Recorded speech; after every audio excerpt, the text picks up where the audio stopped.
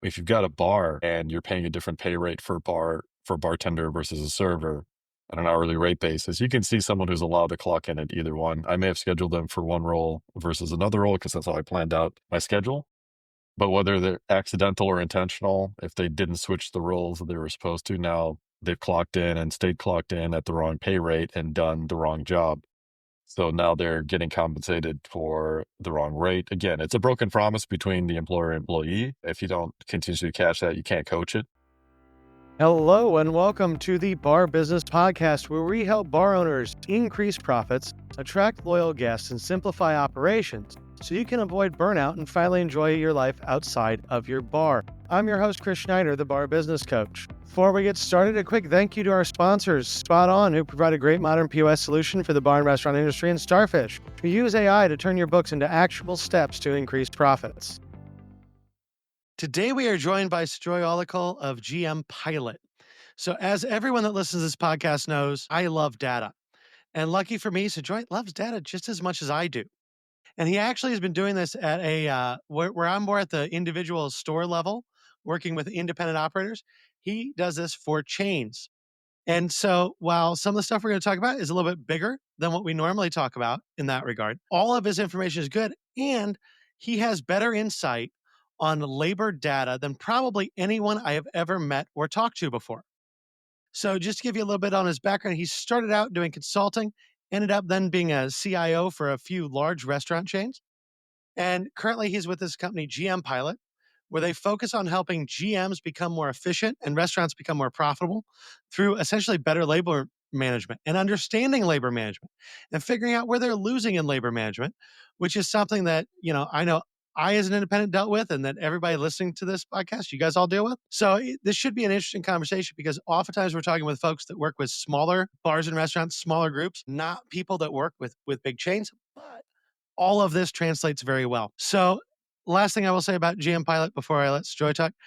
What's really cool about them is they are using some tech, but they look at things on a location by location basis. So, even when they're dealing with big chains, they're still looking at individual stores. And while they still use some tech, they do all their communication stuff through email. So, it's a tech company that doesn't necessarily feel like a tech company all the time, and it feels a lot more like personalized service. So, Joy, hopefully that does you justice and your background and company justice. But why don't you fill us in on parts that I messed up there? Chris, I think I should just hire you to write my communications. You did a better job of communicating what I do and our philosophy, but than I probably could. But like you said, yeah, our point of view is that if I can be a part of and the company with GM Pilot, if we can go and support a GM on running their business better, then you take a good GM and GM Pilot, you get a great restaurant, and we get that through great financial results. What sales cures all ills, as as the saying goes. Driving up sales, profitable sales, just helps everybody, the employees, the guests, the whole business as a whole, and the community around it. So you're right. We deal with lots of chains. That's kind of the world I grew up in. However, chains are nothing more than just a collection of individual locations, and it all comes down to the pulse that the GM sets for that building and how that building does, and then the network is nothing more than a group of individual GMs just grinding it out with their teams and doing the best they can. Absolutely. And something that we had just talked about before we started recording that I think I want to make sure we bring up early on. We were talking about how you look at chains, and a lot of times the independents feel like the chains have some special knowledge that we don't. But in actuality, that's not always true. Not at all. I think we were just talking about that, right? It's like I've dealt with chains that are in the tens of billions of dollars and on down, and they're all every one of them is dealing with the same things. It's just many locations of it happening at once. So, to the folks who are listening, if you're in there grinding away at your single location, you're doing just as good as a publicly traded company. They don't have any secrets that are different than you. They're all dealing with the same things at just a lot of it. That's all. Well, and I just think that's a good reminder because sometimes I feel like independents, especially when you get into smaller bars and in smaller markets, people feel like they're missing something or there's something they don't know, and don't realize that regardless of the size of your company, you're still doing the same grind day in and day out. Absolutely. So with GM Pilot, I know you guys focus mostly on labor metrics and labor optimization. Why don't you fill us in a little bit about what exactly you guys do and how that all works?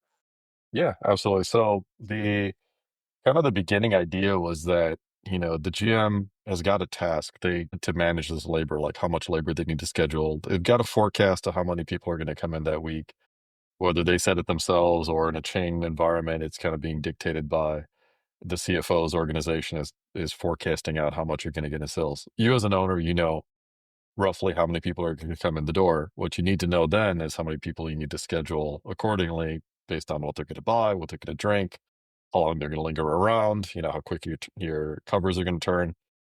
So based on all that, you've got to go build a plan. Now, if you've got a now, hopefully you guys have graduated from a spreadsheet to a scheduling system and not trying to do it on a spreadsheet. If you are, hats off to you. You're better at Excel than your neighbor. But if you've got a scheduling system, then the tools are there to help you. Now, what ends up happening is the more revenue you got, the busier you're getting, and the bigger fish out there that you've got to go fry. And you may not get the needed hour to really sit down and do a really good schedule. I saw someone sent me a TikTok video today of someone saying, "Look, I did this in 12 minutes," but it's like that's 12 minutes just to complete something. It doesn't mean it's 12 minutes of like a really good schedule. Like I think most of the folks here will agree with that. That hour is great. And again, at that doing that hour at the end of a shift, man, that's not something that anybody's looking forward to doing. So we said, look, that's an important responsibility. It's a complex responsibility. It can be juiced up even more with some extra math and extra computing power. That looks like a really good thing that we should just take away from the GM. Now, it sounds kind of sacrilegious to say, I'm taking the GM out of scheduling. But then the GMs we talk to are like, thank God I don't like doing this thing anyway. So it works out. I mean, in all the years that I've managed restaurants and worked with them, I don't think I've ever been mad when someone else wants to do a schedule for me. Right? Like it is probably the worst thing to do. So along those lines, let's talk a little bit about the just kind of the philosophy of scheduling. Because I know that two of the main things you guys look at when you're trying to make a schedule are sales forecasts and employee performance. And so how do those tie into how you do scheduling and just kind of what's the overall philosophy you use when it comes to scheduling? Just aces in places, right? It's something we all think about and dream about doing is putting our aces in places. And if the aces are available, we put them where we can. And if we know which aces work well together, we'd love to put them together because there's that, two Clydesdales pulling together is more than 2x over one Clydesdale, right? So all that stuff we believe in, and if we have that knowledge from, again, if you have the system, then we can take that and enhance it and then optimize away and then build a schedule that's really lined up really well. Now we take in, like you said earlier, everything we do feels like it's a person on the other end of it. It really is because we do it location by location. What does this location need? And then we look at, how well does what's Friday traffic really look like? We're used to like this little band of like, here's my lunch shift, here's my midday, here's my dinner shift, here's maybe my late night shift or a breakfast shift. And we work in those little kind of time slots that we are all used to dealing with. When you look down into it, they're not really that flat. They're bumpy, right? And we go, any human could go do it. Just take him 4 hours to write a schedule instead of one. Would be amazing if you did. You juice out another few percent of labor savings, but it's also who's got the time left for it. And that's really what we ended up figuring out, that we can do this at scale Mhm. and very quickly for people and do it really well. So we'll look at all kinds of things about what time of day are people really coming in, which employees, again, depending on how you want to play, what do you consider an ace? If it's the ace that's really moving appetizer sales or dealing really well with four tops or whatever it may be, tell us what those objectives are. We'll figure it out because the data is nothing more than footprints that people have left behind from the work they did. We can look at that and find who's really killing it. And when it comes to scheduling, it's not hey, if Cijoy is really slacking on Sunday mornings, and we're not going to put him on Sundays anymore. Put him to a shift where he's really performing. And if he starts performing really well, then maybe he gets a chance to be back on the high value shifts where he can earn more tips. Mhm. And if he slouches off, then no problem. We'll shuffle. If Chris is really killing it, we're going to move Chris up to the top. It takes a GM out of the conversation of, hey, man, why am I not getting my shift? It's like, well, your performance is what's getting you your shift. So if performance is, and I agree, performance should be one of the main things we use for shifts, right? Because even if you think about servers or bartenders, they have different volume that they're capable of, right? A really good server might be able to do $500 an hour, and maybe your bad server can only do $100 an hour, right? Or however those numbers work. But for you, if you were going to say, hey, when you're looking at employee performance, these are the metrics that I think are most important. What would those be? I think you have to balance it out. And one of the things I will say that we don't look just as individuals, we look as teams. So we look at the Mhm. group of people during a period of time, whether that's an hour or 15-minute increment. In a QSR world, we're looking at like 15-minute increments, which people are really pushing burgers out the door quickly. And that's the Mhm. crew that you want to recognize, reward, and reschedule often together. And you can also find, yeah, as soon as this particular person shows up, boom. It's like efficiency goes down the door. You got a bad customer review that came in another hour. So it's like all things, right? We're looking for balance. We're looking for how much revenue can we produce? How efficiently can we do it? With the least number of people. How effectively can we do it? From are we getting positive or negative reviews in that hour? And bringing that into the mix as well too. So that message that goes out the next day will tell you like, here's how you did on performance. There was good weather was good outside. You had good number of people coming through. You had this level of staffing. This is how much volume you moved out the door during that time, and you didn't get any negative reviews. I don't want to inundate you with good reviews. Hopefully, you get a lot of those. But if there's a bad one, we're going to put it right next to the hour or period of time where it happened, so you can zoom in onto guys what happened here. And we have all the roles broken out, so you can see who was on prep that day. If it was like all the avocados were spoiled or the guac was sour or whatever it may be, you can go back and look who was on prep and then go have a conversation. What happened here? Sure. So once you get the schedule done, then we're into the monitoring portion of things. And monitoring is where, you and I have talked before, and I think monitoring is where we get into the really interesting pieces here because there's a lot of theft that happens that people don't even really recognize or see or understand. And what's so unique about your approach is you've gotten into all these tiny little pieces of theft that there's no way most restaurant managers are A, even looking for them, but B, necessarily have the time. But also, if you set up some stuff, they're not that hard to always measure. And so when it comes to controlling theft, one of the big things that you pointed out that I think happens a lot, especially for small restaurants that they don't catch, is role switching. So talk to us a little bit about role switching, what that is, and how you see that play out in the industry as far as theft is concerned. Yeah, I think this actually works really well for the folks like your audience that have bars, right? We don't see a lot of role switching in like a QSR because it's like one or two roles. But if you've got a bar and you're paying a different pay rate for a bartender versus a server on an hourly rate basis, you can see someone who's allowed to clock in at either one. I may have scheduled them for one role versus another role because that's how I planned out my schedule. But whether they're accidental or intentional, if they didn't switch the roles that they were supposed to, now they've clocked in and stayed clocked in at the wrong pay rate and done the wrong job. So now they're getting compensated for the wrong rate. Again, it's a broken promise between the employer and employee. If you don't continuously catch that, you can't coach it. Again, we're going to Mhm. assume everyone, like from our point of view, we report facts. Like we don't offer opinions. Like we just report the data facts about this is what happened.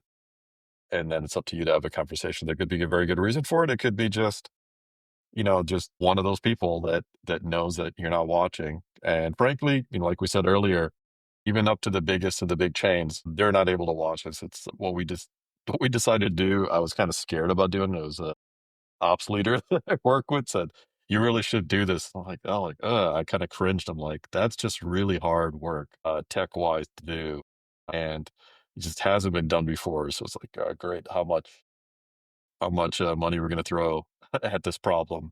But it turned out to be worthwhile. It kind of blew our mind that those little paper cuts of 15 minutes here, 15 minutes there, role switching, et cetera, all that netted out to nearly 5% of bottom line being eroded by this. And, our usual methods, like in the past, have been, hey, let me watch overtime numbers and I'll watch labor percentage of sales, right?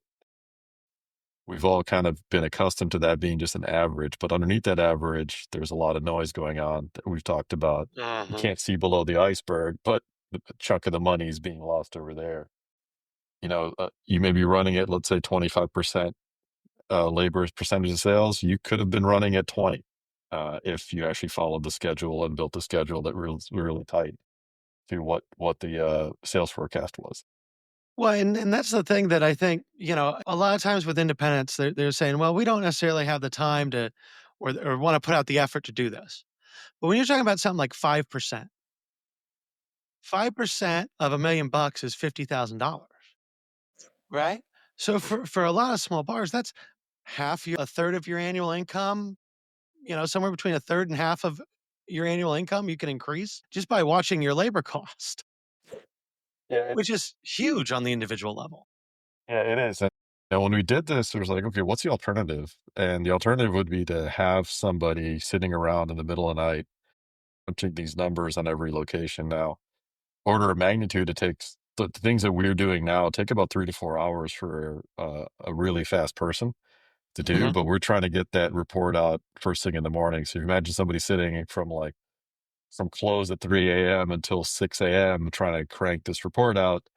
All right, are you going to be able to find somebody, let's say, 12 hours offset from you in another part of the country or part of the planet to do that work, do it consistently, do it without error, and be reliable? And the answer is probably not. When we thought about how do we solve this, I came from big time consulting where I had, tens of thousands of people in other countries that were working, hundreds of PhDs in one country, tons of like frontline workers in another country. Could have gone down that route, but we're like, that's not going to be consistent and that's not going to be reliable because you know how it is. The moment we make one human based error, then the whole trust falls apart in the whole thing. So we couldn't Mhm. have that. So, all right, we got to engineer this thing and build build a lot of software to make this work, but also, like you said earlier, give it a feel that it's a person on the other end doing the work. Because we didn't want something that's going to come back and look like, the everyday dashboards that everybody sees that are cumbersome and complicated to read. And it's a very simple list of here's who didn't show up to work yesterday, who didn't show up for the shift. Here's who did show up when they weren't scheduled to. Mhm. Here's the managers that were there during that period of time. Here's who didn't take their breaks. If you're concerned about breaks, who Mhm. didn't take their breaks. Here's who was scheduled for 6 hours and worked 3.5. Did they quit on you or were they sent home early? And again, that's for you to determine, but we're telling you what happened. Right. And here's all the people that showed up earlier than they're supposed to beyond your grace period and who left later than your grace period and who the GMs were during that time. So you can see who's watching and who's not. And let's talk on that one a little bit because the clock milking thing is a real issue, right? And it's something I know from our conversation you guys see a lot of. And it's real easy, I think, as an operator to go, well, okay, it's 2 minutes. Why do I care? But obviously that's the wrong attitude. So why do you have to worry about something like 2 minutes when it comes to clock? I was the same place, right? Like I had never seen data around it. I had, taken counsel from an operator, Ingrid. She had been in the game for 40 years. And she was like, so Joy, what you're doing is cool. You want to go schedule people. That's great. Everybody needs that. What we really need in the industry is to catch all the variances to that schedule. I mean, it was like a gut punch. I'm like, yeah, you know how hard that is to figure out and calculate out and do all that stuff. And I was like, is this going to even be worth it? But we did it. We did it for a brand. Kind of our first customer on this thing. They were asking for it too because the VP of Ops was trying to do it himself, and he's like, I know this is going on. And CFO and I were both like, yeah, we're not sure how big this is going to be. We did it, and we found, holy crap, that's 3% is what that all added up to over the month. And I was like, okay. Well, and we started looking at the behavior, like what are people doing here? And it's all right. We schedule, this person for 20 hours. They know 30 is when they're going to get picked up on overtime. They can eke out on 22 in a week, and no one's going to catch on because they'll all linger here and there or start slowing down. Hilarious enough, I had a talk with someone from Disney theme parks, and they said that they had the same problem. Let's just call it a Dolores problem. I forget the name of the employee, but they call it a Dolores problem. Dolores would work really fast at the beginning of her shift, crank people out, but near the end of her shift, all of a sudden this guest that she's checking in and needed special attention, and she had to stay on for an extra hour to make sure that that special attention got taken care of. You wouldn't scold her for it, but she picked up on his behavior pattern, and she was a top earning employee because of all this overtime that she was raking in, but it was covered under the guise of this is good guest experience, right? So stuff happens. It's human nature. I mean, I was a knucklehead 15-year-old working an hourly labor job where the people around me, I'm watching them and what are they doing? And, Mhm. the shift is over, but no one's punched out. So I'm like, okay, I guess I'll punch out when I leave, even though I'm not on the schedule anymore. I'm just roaming around the store, just doing stuff that I'm not scheduled to do. I didn't know any better, and I followed, whoever's around me because I didn't want to be called a nerd for trying to be too by the book. But again, that goes to establishing the culture of the building, and if Mhm. the organization knows it, that hey, this is actually theft. Is that what we consider it? Not just oopsies. Then things change, and everyone gets in line about it. And the folks that don't want to behave well with everybody else, they'll leave. Mhm. They'll leave, and what we see is the people that are left behind are grateful because those people weren't just doing that aspect of stealing or dragging it down; they were doing other things as well too. Sure, yeah. Most Yeah. most people, if you have the morals to milk a clock for a half hour every shift, you probably also have the morals to do other things that aren't great either. Two other places that we were talking about labor monitoring that I wanted to just touch on real quick. One of them being buddy punching, because I know this is a huge thing in the industry, especially when you have a busy store with a lot of employees. Right. Yeah, it's again just like clock milking. It seems hey, it doesn't seem like it's a big deal. And buddy punching, we're like, no, how could you be buddy punching? Because there is a code that you got to have the manager code to be able to clock in earlier. And then when you look, you're like, wait a second, there's no manager here at this time. Because the email message we send out the next day, it says, hey, so Joy clocked in 27 minutes early with no manager on duty at the time because there was no manager clocked in. They're like, okay, this kid's got the the manager code, which we all know the manager codes are leaked out. We just don't know the consequences of it, right? It may be this person's probably giving away a beer here or there using the manager code. Probably not a huge deal, but on the other end of it, they're clocking in early. They got the manager code at that point. How are you going to argue that the manager wasn't there or didn't agree to it? That's problematic. So it became very obvious like the manager code is leaked, everyone's got it, everyone's doing it. And we see kind of on our summary reports like the habitual line steppers. We have a list of those, and you can see who's doing what often, and it's usually the usual suspects. It's a lot of times the GMs are not surprised when they see a certain person's name on the list. They're like, "Yeah, this is a person we've struggled with, and we're going to coach them in or coach them out." And everyone's better for it. And then the last piece of labor monitoring I wanted to hit on was high deviance shifts, because that's something that I think A is important, but B also a lot of people don't know exactly what I mean when I say that.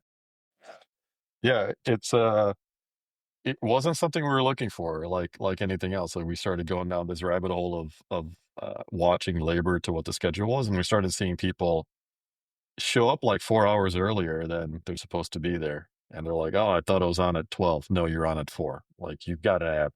We've told you. Were they being serious or were they just like, I felt like showing up at 12 because I didn't want to be here at 4? Great. They got their hours, but not that wasn't an ace in the place that you were looking to get, right? So there's that one end of the deviant side of it. And there's other ones where you see folks take a smoke break, so to speak, and they step out, and all of a sudden they're gone for like half a day, and they come back at the end of the shift. We're like, "What in the world is going on here?" Doesn't happen often, right? It's not something that you are going to see. It if it was that visible, everybody would notice. But if you got a team of 10, 20 people running around, and one person just clocks out, disappears to go do something, and comes back in later, if the manager wasn't aware of it, then that's disruptive because that's sending a signal to everybody else. They're looking around, going, where did so and so run off to? God knows. It's like, well, I guess that's how we're doing it here, right? And that sets the tone for everybody else. About it's like, yeah, I got a shift, and I'll work as much or as little of it as I choose. And obviously that, from an ownership angle, that doesn't work ever, right? Your Right. employees can't just make up their own schedules and do what they want. So those are the big things that you guys watch for, and those are as you've mentioned, some of these are really hard to monitor on your own, but there are things that at least I feel like everybody on the independent side, yeah, you may not have the resources to hire somebody like Cijoy and GM Pilot to do this for you, but you need to be aware of these and watching for them nonetheless. Now, the last thing I want to talk about, because we're running out of time quickly. Fortunately, we Joy and I both love data so much, and we can lose ourselves pretty quickly. But last thing I want to touch on before we go: sales improvement, because especially right now we're seeing some contraction in the market. Right, it feels like no one quite has the money that they did a few months ago, and I know a lot of people, a lot of restaurants. It's a little tenuous right now. I wouldn't say anybody's in a bad spot, but we're not feeling great about where things are going. So everybody's trying to improve sales. And the argument always comes guest check average. Do I want to sell more money to the people that are coming in the door, or even have fewer guests and just have higher checks? Or do I want more volume? And do I just want more people coming in the door? So, what are your thoughts there? So I'm going to say something probably controversial and probably as you would expect out of me, right? Yeah. I think that yes, trying to get an additional visit absolutely should try. Will you get it? In my 12 years at the enterprise level, I haven't seen people truly move the needle on that successfully, consistently for a long period of time. What I have seen really successful is having better conversations with the people you have that are in front of you right now and showcasing, hey, why are you just getting a water? How about we get you into some bubbly water, right? How about we get you into some water with some color and some caffeine in it? How about we add, something else special to that as well too? You've ordered one appetizer, but there's this other appetizers you really try too. Here's some better entrees for you to try. And you know what? Look, let me at least tell you about the desserts. You may not want it, but you should probably take one to go home. And there's plenty of people that really did well when plastic water bottles showed up and selling people water bottles to walk out the door with. One by one, that check average goes up, but none of it is stuff that the guest is saying, "Hey, you forced me into something." It's hospitality, right? You're sharing. What else can you do for me? I'm already here. What else can you do? You can see the opposite of the spectrum. It's the sit down. What do you want? And that attitude, and you're going to get the smallest check, the smallest tip off possible, and you're going to have a very memorable experience. It's negative, or you're going to have a memorable experience that's positive. It's kind of our choice. Now, I came from high school. I was retail sales. So I was selling in the 90s, selling like $4,000 computer systems to people in 90s money. And, there are things where like, hey, are you going to sell them a computer because they're going to go home and, oh, great, you didn't sell them a monitor, you didn't sell them a keyboard because those are separate. You didn't ask them if they wanted a printer. Oh, and you forgot the printer cable, the paper, and the ink. Ink was cheap back then. It wasn't, I worked for HP later in life, but it wasn't. But again, it's like you didn't give them a full experience, right? If they came in and you gave them just the minimum what they wanted, and you didn't build a relationship, you didn't ask them questions about, well, what are they, what are they in for? What's their day like? What do they enjoy? Like, what can you do to make it special? I had to do that as a 15-year-old nerd that was trying to, suit and tie, along with 30-year-olds trying to sell computers to people in that era. That same thing I did in e-commerce for large scale e-commerce organizations in the 90s and 2000s. But the philosophy then was if you have someone in the state of mind to buy, then you need to be making suggestive orders along the week. Early days before Amazon started doing this stuff with some engineering work we did at HP, we're doing that as well too with HP Shopping. We're making sure that if you're buying this or you've purchased something else from the past from us, that we're offering a suggestion of something else that complements what your existing experience is today. You've had those few experiences where you go into a restaurant and you have that experience. I'm like, yep, I had a great time at this restaurant. I had a great experience. I'm going to go back again. I think that's going to drive you more frequency than just throwing a discount, a coupon at somebody. I think frequency begins there, and as well as average check value goes up because someone's making the offer, not just making an offer, but making an experience for you. And I think that's really well put, all of it. And honestly, I don't think you're going to piss that many people off No, no, because because yeah, because volume comes from having great guest experience. A high guest check average comes from having a great guest experience. So yeah, at the absolutely, end, you tied it all together, right? If you provide that great experience, you win on both. yeah, and And I couldn't agree more with you. And I didn't get to talk to you about another product that we have in the works right now, but I'll just tell you right now. We have a thing Sure. called it's called Top Gun. So Top Gun is where we start to recognize and reward people for their going above and beyond. So this person is the one that's really cranking up the check averages, and you want to recognize them or reward them, then we'll do that part of it. So the first phase is let's get all the bad apples and bad behaviors out of the building when it comes to labor practices and scheduling and not working the shift that you want to work, but working the shift that we asked you to work. And now, okay, great. You guys are doing exactly what we asked you to do. Now, if you start doing a little extra, like really suggesting an upsell of a drink with that meal, we can capture that and then recognize and reward it out as well too. Done it plenty of times at the chains. It's like anybody at a bar could do the same thing. It's like I love it when they do, because otherwise I walk in, I can't decipher a 6-page menu to save my life. I'm Mhm. just going to go to, there's a period of time I go everywhere and just order club sandwich because I knew everyone had one. It's like the easiest thing in the world to order at any diner across the country, right? Yeah. Just give me a club sandwich. But if they're like, look, we're really known for this other thing, great. You've taken me from a $12 sandwich to an $18 burger. You've added what, 33%, or no, you 50% to my check average right there. I got a better experience. I got to taste something. You cared about my experience. I'm happy to buy something more expensive because you're promising me it's worth it. That's a win all around. Absolutely, it is. But on that note, our time is coming to an end. Pleasure. Real quick, where can people go to learn more about you and GM Pilot? If they're on LinkedIn, find me on LinkedIn or gmpilot.com. All right. And we'll make sure those links are down in the show notes. So anybody listening, you can just scroll down and click on them. Thank you so much for being here. Thank This you, has been a Chris. great conversation. Been a pleasure. And hopefully we inspire some people to pay more attention to their labor metrics. Yeah, I hope so. All right, everyone. Thank you, Chris. That about wraps it up for today. If you enjoyed today's insights, make sure you like, subscribe, and leave a review. If you are ready to take your bar to the next level, schedule a strategy session with me by clicking the link in the show notes below. Until next time, have a great day, and we will talk again later.